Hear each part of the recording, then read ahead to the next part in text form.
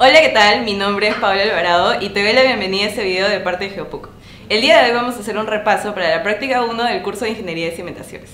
La práctica 1 consiste en dos ejercicios de diseño de zapatas, uno sobre suelo granular y otro sobre suelos cohesivos.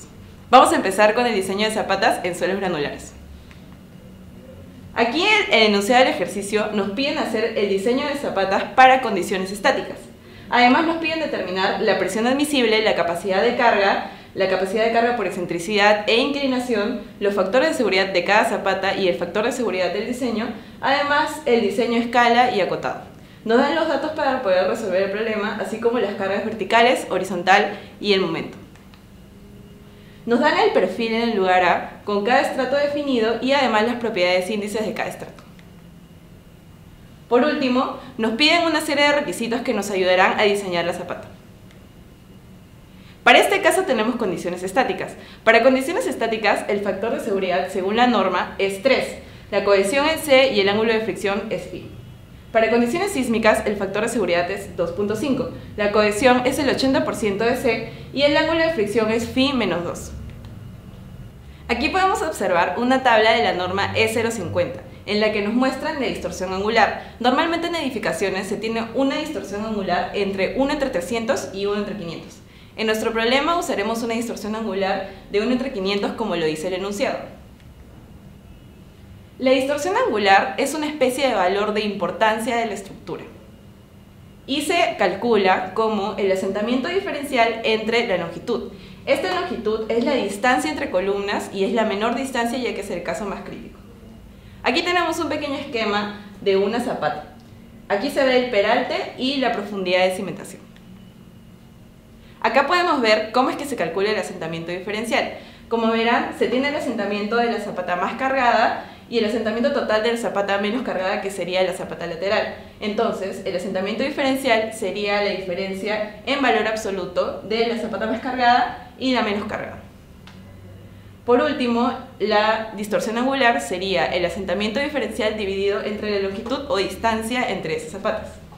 Acá tenemos dos cortes en planta de la zapata. El primero muestra una columna que es de 0.4 metros o 40 centímetros y el segundo los lados de la zapata. Como podrán observar, el lado B es el menor y el lado L es el mayor. En el caso de nuestro problema, la relación entre L y B es de 1.25. En todo tipo de suelos, la presión admisible debe satisfacer las siguientes condiciones. El coeficiente de seguridad respecto a la rotura de terreno por corte debe ser el adecuado. Y además, el asentamiento producido debe ser menor al asentamiento permitido. Por último, tenemos el artículo 20 de la norma E050, en el que define la capacidad de carga como la presión última de falla por corte en el suelo y que se determina utilizando las fórmulas aceptadas por la mecánica de suelos, a partir de parámetros determinados en ensayos in situ y en el laboratorio. Y los ensayos están determinados en las tablas de la norma. Por último, ya que estamos trabajando sobre un suelo granular, tenemos que los suelos granulares en general fallan por asentamiento. Entonces vamos a diseñar la zapata primero por asentamiento y luego vamos a comprobarla por corte. Aquí tenemos un pequeño esquema de cómo es que se diseña por asentamiento usando la norma ASTM. Además tenemos la convención de signos de la carga vertical, horizontal y el momento. Lo primero que tenemos que hacer es dibujar un pequeño diagrama con los estratos que nos han dado en el problema y poner sus propiedades índices. Cuando no nos dan todas las propiedades índices podemos usar el diagrama de fases. En la cajita de la descripción dejaremos un link al video de mecánica de suelos en el que hablamos un poco más del diagrama de fases. Entonces, una vez que hemos identificado cada estrato con el SUX correspondiente, tenemos que corregir los valores dados por el ensayo de SPT. Si es que tenemos una SP fina y tiene napa freática y además el N60 es mayor a 15, debemos corregirlo. De igual manera, si tenemos una SM bajo napa freática y el N60 también es mayor a 15. Aquí pueden ver la fórmula de corrección. Acá podemos ver los ensayos SPT que nos han dado y en este caso no hay correcciones por SP o SM bajo napa freática. Entonces vamos a comenzar a calcular. Para iniciar debemos estimar un valor del ancho de la zapata. Un valor común es 3.5. En general puede variar en un rango de 2 y 3.5. Les recomendamos usar estos valores para que hayan resultados coherentes, ya que es una estimación y no tenemos un valor exacto del ancho de la zapata. Con la fórmula de excentricidad igual a momento entre carga vertical, podemos hallar el ancho efectivo como B menos 2 veces la excentricidad. De igual manera, podemos hallar la zona de influencia ZI como B' elevado a la 0,75. Recuerden que esa fórmula solamente aplica para suelos granulares. Finalmente tenemos una zona de influencia de 2.23. Esta zona de influencia nos servirá para poder saber qué rango de valores de N60 debemos promediar. Entonces, tenemos el valor de la profundidad de cimentación más la zona de influencia, que es igual a 3.73. El N60 promedio se medirá desde la profundidad de cimentación hasta 3.73. Y en este caso, el promedio de N60 es 26. Ahora tenemos la fórmula de carga admisible inicial. Esta carga admisible es igual a 0.1 por el promedio de los N60 por el factor de cimentación. ¿Cómo podemos hallar el factor de cimentación? Primero vamos a hacer uso de la distorsión angular, que como dato del problema es 1 entre 500, y hallaremos el asentamiento diferencial con la fórmula distorsión angular igual a asentamiento diferencial entre distancia entre columnas. Este asentamiento diferencial es igual a 0.94 centímetros. En la norma nos dicen que el asentamiento diferencial es igual a 75% del asentamiento total. Entonces, para hallar el asentamiento total, dividimos el valor del asentamiento diferencial entre 0.75. Por último, el factor por cimentación será el asentamiento total entre un coeficiente de variabilidad llamado CS sub V. El CS sub V varía en los rangos entre 1.6 y 2. Si no se indica ningún valor de CS sub V, pueden usar el valor estándar de 1.6, pero es bueno que lo verifiquen en el momento de la práctica. Entonces calculamos el valor del factor, que es 0.78, y con este valor finalmente podemos hallar la carga admisible estimada, que nos sale 2.036 kilogramos sobre centímetros cuadrados. Ahora pasaremos a iterar para poder hallar el diseño final de la zapata. Obtenemos el primer B usando el valor de la carga aplicada, que es igual a la carga vertical dividida entre el área efectiva de la zapata, y lo igualamos ya que la carga admisible siempre debe ser mayor a la carga aplicada. Entonces el caso más crítico es igualar la carga admisible a la carga aplicada. Al igualar obtenemos una ecuación en función a B. Entonces podemos despejar B y por último tenemos que B es igual a 3.19. Con este B inicial estimado podemos obtener los primeros parámetros para seguir iterando. El B efectivo, la zona de influencia y el L. El factor de napa freática normalmente es 1. También debe revisar este factor en la práctica. Nuevamente, el promedio de los N60 es 26, pero es necesario que se fijen si sigue cumpliendo para su zona de influencia. Además, tenemos la fórmula del factor de forma, que se utilizará en la nueva fórmula para la carga admisible. Finalmente, hallamos la carga admisible con los datos obtenidos. Con esta carga admisible podemos hallar un segundo B, al que llamaremos B sub 1. Entonces, igualamos la carga admisible hallada a la carga aplicada nuevamente y obtenemos otra ecuación en función a B. Esta vez despejamos B y obtenemos B1. Entonces, ya que tenemos nuestro B sub 0 y B sub 1, es momento de comprobar si realmente estamos llegando al valor cercano a B. La forma de comprobar esto es restar en valor absoluto los valores de B sub 1 y B sub 0 y comprobar que sean menores o iguales a 0.05 metros. En este caso es mayor a 0.05 metros, así que debemos seguir iterando. Continuamos la iteración usando los valores hallados anteriormente.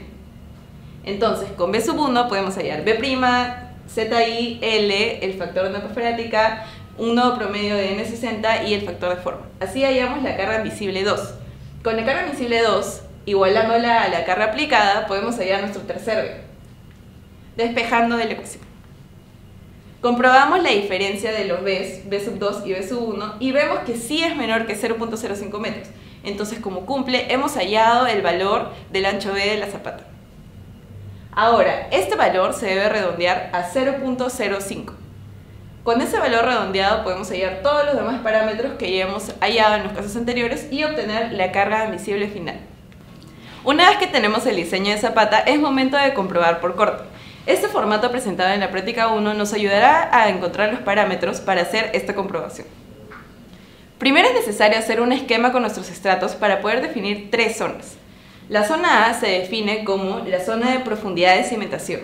La zona B sería a partir de la profundidad de cimentación hasta el cambio de estrato. Y la zona C sería desde el cambio de estrato hasta donde llega la zona de influencia. Para poder hallar los parámetros, se tiene que hallar un promedio debajo de la profundidad de cimentación. Como verán, a la mitad de la zona de influencia se encuentra el estrato en 2.58 metros. Sin embargo, tenemos dos estratos diferentes, por lo que tenemos que promediar valores para poder hallar los valores que serán útiles para hallar la comprobación por corte. Acá tenemos una tabla igual a la tabla mostrada en la práctica 1, en la que podemos colocar los valores para poder hallar el gamma 2 promedio. Se calcula de esta manera y en este caso el gamma 2 promedio es igual a 1.99. Con este gamma podemos hallar la presión efectiva a una profundidad de cimentación más la mitad de la zona de influencia, es decir, en este punto. Aquí podemos ver cómo es que se halla la presión efectiva paso a paso. Luego hallaremos la densidad relativa. Para ello es necesario tener en cuenta lo siguiente. Cuando tenemos una presión efectiva menor a 0.346 kg sobre centímetros cuadrados, tendremos esta fórmula para densidad relativa. Y si es mayor o igual, tendremos esta fórmula. En nuestro caso es mayor, por lo que utilizaremos esta fórmula. Y hallamos la densidad relativa de esta manera. Con la densidad relativa podemos usar el gráfico de NAFAC, mostrado aquí, y podemos hallar el ángulo de fricción para un n igual a 30. ¿Cómo hallamos el ángulo de fricción? Tenemos dos estratos. Un estrato es una SP y otro estrato es una SW. En el gráfico se puede observar que el estrato menos favorable es el SP y además es el que está más a la izquierda, que es una técnica que pueden usar para encontrar rápidamente cuál es el estrato menos favorable. Mientras más a la izquierda esté, menos favorable será, y ese es el estrato que deben usar para hallar el ángulo de fricción. Entonces, entramos con la densidad relativa hallada, lo intersectamos con la línea que define nuestro SUX menos favorable y hallamos el ángulo de fricción. En este caso, el ángulo de fricción nos sale 37 para un n de 30. Ahora, para hallar un ángulo de fricción para un n de 5, utilizamos la fórmula presentada acá. Arco tangente de 2/3 de tangente del ángulo de fricción de n30. Luego de hallar el ángulo de fricción para n igual a 5, podemos hallar el n de cohesión, el n de peso y el n de sobrecarga mediante estas fórmulas. En nuestro caso, ya que es un suelo granular, no tendrá n por cohesión. Por lo tanto, hallamos el n de Q y el n gamma con las fórmulas mostradas anteriormente, para n igual a 30 y n igual a 5. Como lo recordarán, nuestro n60 promedio no es igual ni a 30 ni a 5, sino a 26, por lo que habrá que realizar una interpolación para poder hallar nuestro verdadero NQ y el verdadero N gamma. Interpolamos y obtenemos un NQ igual a 30. Ahora, para continuar con la comprobación por corte es necesario definir dos casos. El caso no superpuesto se presenta cuando la carga horizontal y el momento tienen signos iguales y por lo tanto será necesario analizar tanto por excentricidad como por inclinación. El caso superpuesto es cuando los signos de QH y M son diferentes y será necesario analizarlo por combinación. Acá podemos ver cómo es que afectan los efectos cuando no son superpuestos y cuando son superpuestos. En el caso de los efectos no superpuestos, la falla está dada por el caso en el que se obtenga una menor capacidad de carga, ya sea por inclinación o por excentricidad. Para continuar con esta comprobación, tenemos esta tabla que nos ayuda a saber qué parámetros debemos de tener para poder aplicar las fórmulas que mostraré a continuación. Aquí podemos ver las fórmulas de Meyerhof, en las que se muestran la capacidad de carga por excentricidad, por inclinación y por combinación. Recuerden que la capacidad de carga depende tanto de las propiedades del suelo como de las dimensiones de la zapata. Como se podrán dar cuenta, la fórmula de Meyerhof tiene una parte en la que indica cohesión y otra parte en la que indica parámetros que son propios de suelos granulares. Ya que estamos en suelos granulares, no será útil usar la fórmula de cohesión, ya que los suelos granulares tienen una cohesión igual a 0, por lo que utilizaremos la segunda parte de las ecuaciones para todos los casos. Entonces hallamos los parámetros que habíamos visto que nos serán útiles para usar en la fórmula de Meyerhof: alfa, SC, S gamma, IC y gamma. Estos son factores de forma y estos son factores por inclinación. Ya que la zapata B2 tiene una carga horizontal y un momento de iguales signos, estamos ante un caso no superpuesto. Es decir, debemos analizar por excentricidad y por inclinación.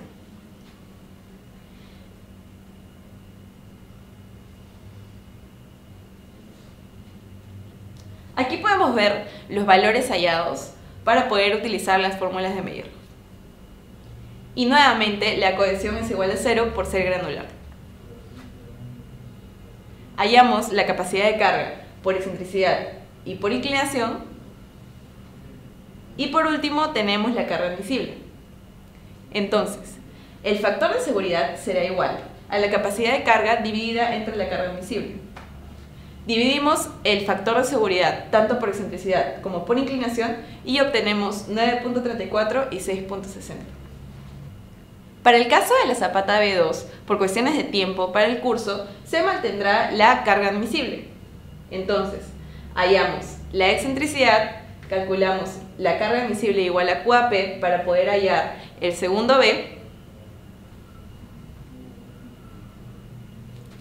y con el segundo B despejado de la ecuación podemos hallar B', L y la zona de influencia para nuestra segunda zapata. Para la segunda zapata estamos ante un caso superpuesto, es decir, que QH y M tienen signos diferentes y se tendrá que hacer un análisis por combinación. Al hacer el análisis por combinación, llegamos a que la capacidad de carga de la zapata es igual a 10.57 y el factor de seguridad es igual a 6.81. Finalmente tenemos que el factor de seguridad es el menor factor de todos, es decir, 6.6. Bien, ahora vamos a continuar con el diseño de zapatas sobre suelos cohesivos. Acá tenemos el enunciado del problema y nos piden exactamente lo mismo que zapatas sobre suelos granulares, pero además nos dan indicación de que se necesitarán emplear dos subestratos para el cálculo del asentamiento en la arcilla. Tenemos las cargas verticales, horizontales y los momentos. También nos dan el perfil en el lugar B, donde vemos que en el caso de la arcilla se ha hecho un ensayo para una muestra tomada a 3,20 metros y se obtuvieron los siguientes resultados. Primero podemos hacer un esquema de los estratos en nuestro perfil de suelos. Cada estrato tendrá sus propiedades índices. Para los estratos que no tengan las propiedades índices completas, podemos usar el diagrama de fases que pueden ver con más detalle en nuestro video de mecánica de suelos. En la práctica nos van a presentar esta tabla para poder completar los datos del diseño de las zapatas sobre suelos cohesivos.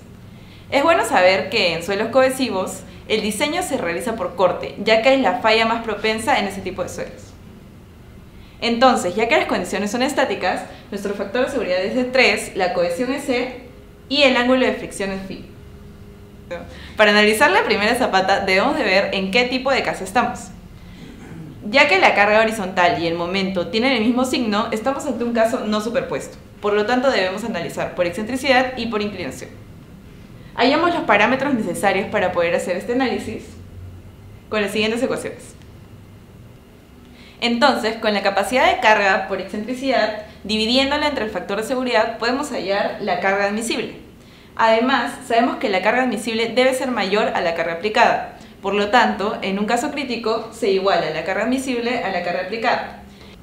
Entonces, si tenemos la capacidad de carga por excentricidad, podemos dividirla entre el factor de seguridad para hallar la capacidad de carga admisible. Como sabemos, la capacidad de carga admisible debe ser mayor a la carga aplicada.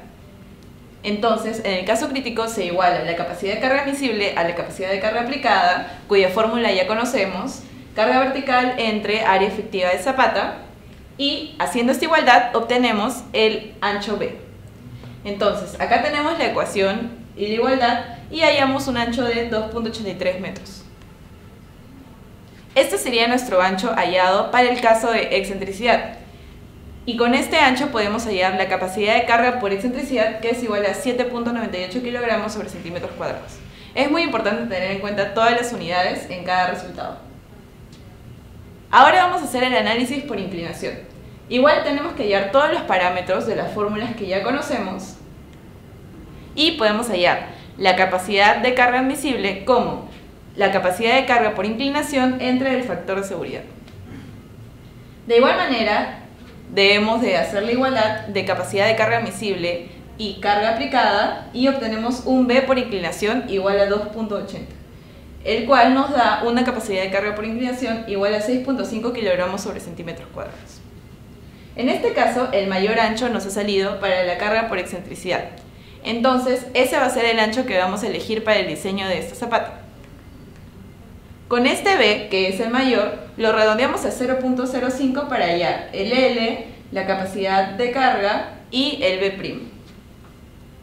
La carga admisible final será igual a la capacidad de carga hallada dividida entre el factor de seguridad y nos sale 2.66 kilogramos sobre centímetros cuadrados. De igual forma, la zona de influencia será igual a 3B'. Recuerden que esta fórmula solo aplica para suelos cohesivos y el resultado es 6.81 metros. Finalmente podemos llenar este gráfico para poder hallar el asentamiento de los suelos cohesivos. Recuerden que ya tenemos el diseño de la zapata, que lo hemos hecho por corte usando las fórmulas de Meyerhof, y ahora simplemente comprobaremos por asentamiento que se está cumpliendo con la norma. Entonces, para poder hallar el asentamiento en suelos cohesivos, podemos hacer un pequeño esquema en el que mostremos todas las distancias de los estratos que nos podrán ser útiles para hallar el asentamiento. Obtenemos el esfuerzo efectivo, que es igual a 0.486 kilogramos sobre centímetros cuadrados, y además obtenemos el espesor de cada subestrato. Recuerden que para este problema nos indicaron que debemos usar dos subestratos. Entonces, tenemos la zona de influencia, que es igual a 3B' y es 6.81. Como pueden ver, esta zona abarca hasta la parte de suelos granulares. Sin embargo, estamos hallando el asentamiento en suelos cohesivos, ya que los suelos que se encuentran acá, que son gravas, no presentan un asentamiento considerable. Entonces, usamos la parte de arcillas y la dividimos en dos partes, que serían los dos subestratos, cada una de 2.85 metros. En caso la zona de influencia hubiera llegado hasta aquí, tendremos que dividir solamente esta parte en dos subestratos. Entonces hay que tener en cuenta que esos subestratos dependen directamente de la zona de influencia. Aquí podemos ver cómo se realizó el cálculo del ancho del subestrato. Por último, el IPC será igual a la presión de preconsolidación menos la presión efectiva tomada en este punto, es decir, la muestra a 3.2 metros. Este IPC nos salió igual a 2.368. Además, debemos de hallar la relación de vacíos en el segundo estrato. Y esto lo debemos hacer por diagrama de fases. Si quieren saber un poco más de diagrama de fases, también puede ver el video de mecánica de suelos que dejaremos en el link en la caja de descripción. Finalmente, utilizamos el ancho del espesor del subestrato y la relación de vacíos para poder hallar este número que será útil para hallar el asentamiento total, H entre 1 más C. Una vez que tenemos el valor de H entre 1 más C, podemos empezar a hallar el asentamiento de cada subestrato. Para hallar este asentamiento utilizaremos la profundidad a mitad del subestrato. Entonces, la primera profundidad es 2.93, que se encontraría en esta parte. Para poder hallar el asentamiento en la arcilla, debemos de considerar la profundidad a mitad del subestrato, es decir, en esta zona. Entonces, esa profundidad es igual a 2.93. Con los datos hallados del diseño por corte, podemos hallar L, la excentricidad se halla con el momento entre la carga vertical y el B'. También tenemos los siguientes parámetros para poder hacer el asentamiento de cohesivos. A, que es igual a L entre 2, y B, que es igual a el ancho efectivo entre 2. La capacidad de carga también la teníamos de los datos anteriores. La carga aplicada también la teníamos de los datos anteriores. Entonces, hallamos la presión efectiva a la profundidad mencionada de 2.93 y con esta presión y con estos datos podemos hallar también M, que es A entre B, y N, que es igual a Z, que es la profundidad a mitad del subestrato menos el ancho de cimentación. Es decir, esta parte de acá. Entonces, N sería igual a Z entre B igual a 1.26 metros. Con M y N podemos hacer uso del siguiente gráfico para poder hallar el valor de K. Recuerden que las curvas de M siguen una distribución logarítmica, por lo que si deben dibujar una curva para un M que no se encuentra acá, deben de tener en cuenta este dato. Entren con N, intersectan con la curva correspondiente y hacia la zona de las ordenadas obtienen el valor de K. Continuando con el problema, una vez obtenido el valor de K, que está en función de M y N, y en este caso es 0.17, se puede obtener el valor de la variación de presiones, que es igual a 4 veces K por QAP. Entonces, sería 1.762 kilogramos sobre centímetros cuadrados. De igual manera, se puede obtener la suma de la presión efectiva más la variación de presiones, que es 2.217 kilogramos sobre centímetros cuadrados. Ahora, debemos comparar la presión efectiva con la suma de la variación de presiones y la presión de preconsolidación, porque según esto tendremos distintas ecuaciones para poder hallar el asentamiento del subestrato. En el caso B, se tiene que la presión de preconsolidación es mayor a la suma de la presión efectiva y la variación de presiones. En el caso C, la presión de consolidación es menor. Y en el caso A, la presión de preconsolidación es igual. Para cada caso podrán obtener la fórmula de la variación de asentamientos. Entonces, en este caso tenemos que la presión de preconsolidación es mayor, por lo que utilizamos la fórmula correspondiente. Ahora vamos a pasar al segundo subestrato. La mitad del segundo subestrato se encuentra a una profundidad de 5.78 metros. Hallamos cada valor de los datos que necesitaremos y comparamos la presión de preconsolidación con la variación y la suma con la presión efectiva. Podemos comprobar que nos encontramos en el caso B, para lo cual utilizaremos la fórmula en la que hallaremos el asentamiento del segundo subestrato y es igual a 1.01 centímetros. Al final, la variación de asentamiento total es igual a la variación del asentamiento del primer subestrato y el asentamiento del segundo subestrato, y llegamos a un total de 4.46 centímetros. Recuerden que los valores usados en esta parte serán expresados en centímetros y no en metros como en los casos anteriores. Ahora tenemos la segunda zapata en suelos cohesivos. Podemos ver en los datos del problema que se trata de un caso superpuesto, ya que la carga horizontal y el momento tienen signos diferentes. Entonces hallamos la fórmula de capacidad de carga para el análisis compuesto y obtenemos los valores de la excentricidad, el SC, alfa e IC.